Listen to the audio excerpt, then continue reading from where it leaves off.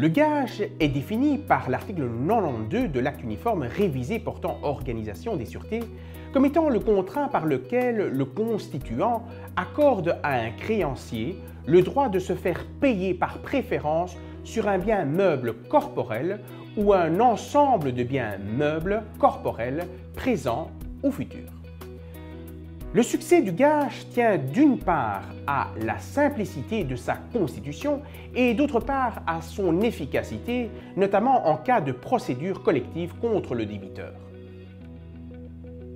La constitution du gage requiert la réunion de conditions de fond, de conditions de forme et de conditions d'opposabilité. En ce qui concerne les conditions de fond, il faut préciser que le gage peut être constitué par le débiteur lui-même ou par un tiers constituant. Cela étant, celui qui fournit le gage doit être propriétaire du bien gagé.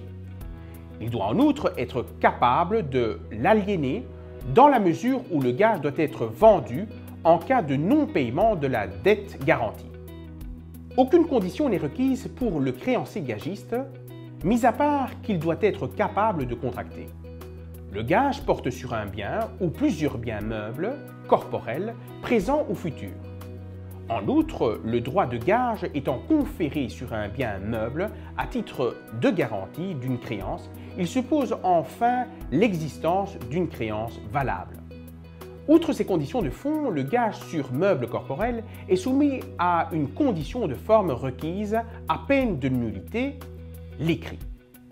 Enfin, pour être opposable au tiers, il suffit que la chose gagée soit remise au créancier ou à un tiers convenu qui pourra être un agent des sûretés agissant au profit des autres créanciers.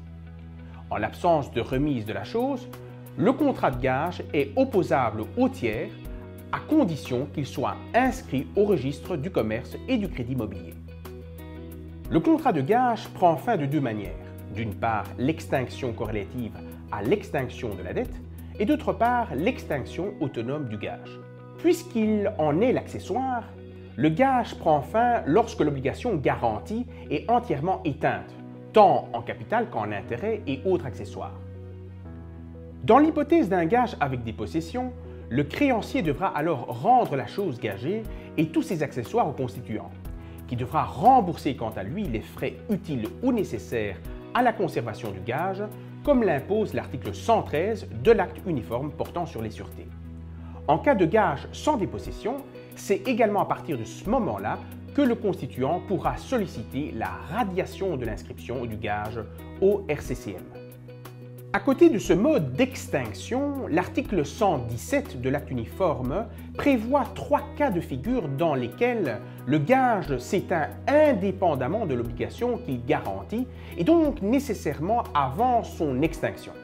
Il s'agit de la restitution volontaire du bien gagé, la perte par le fait du créancier gagiste et la restitution judiciaire.